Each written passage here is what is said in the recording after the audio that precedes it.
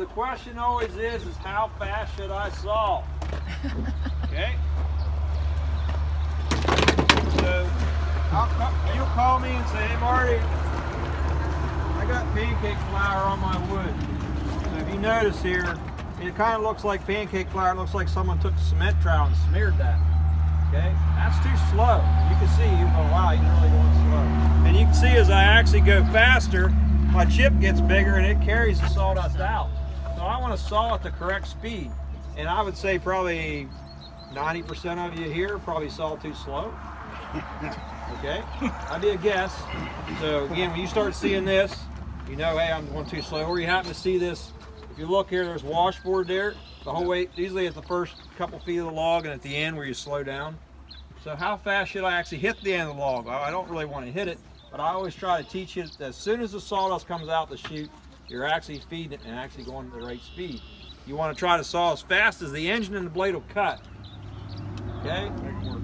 Yep, make it work. Make that governor come in, and if you actually call me and say, hey, I'm actually sawing at 1 o'clock, I'm going, well, the knob actually moves. I can take the screw and put it anywhere. Okay. So I call it surfing. So as I'm going through the cut, I'm listening to the motor, listening to the blade. And again, a lot of you guys, there's a couple here that just bought their mill. So when you actually, it'll take a little bit to get onto that. And so again, you want to try to bring that engine governor down, but you don't want the band speed to change in the cut. And you can see how fast I was going at the end. And I was trying to make it dive, and it kept right on cutting. Okay. So again, that's what you want to try to do. And again, it's hard to teach you how fast to saw because it changes so much. Different densities of wood, different moisture content, different species, different blades, all kinds of different things. And we're actually going to, here in a minute, we're actually going to put different blades on and we're going to try to make it act up. Sometimes it won't do anything.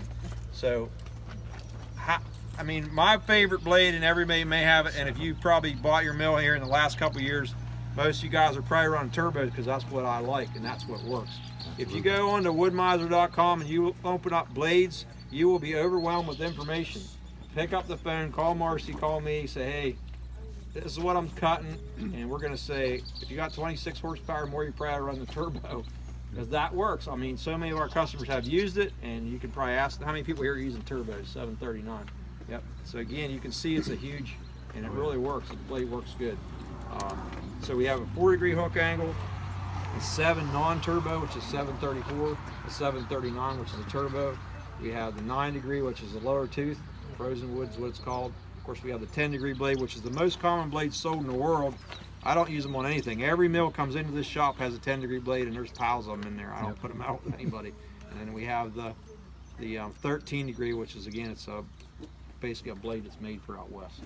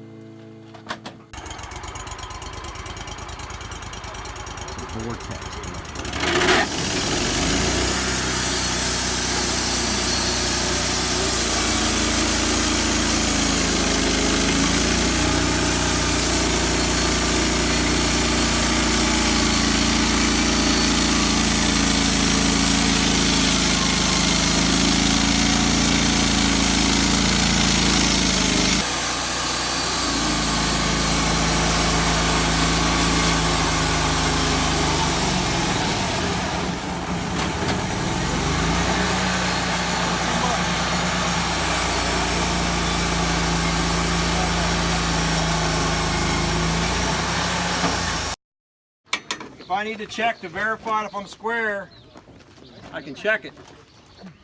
Am I out? Yeah, and I thought I was square, right?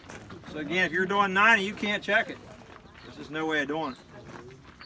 Someone put their fingers on the square they want so it don't fall over.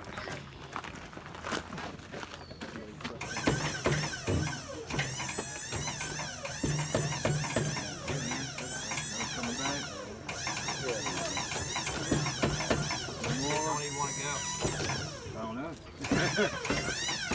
There we go. There you got it.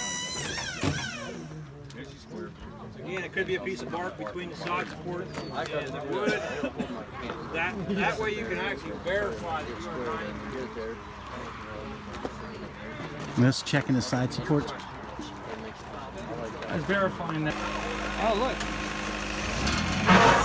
Hey. People fired that up. Yeah.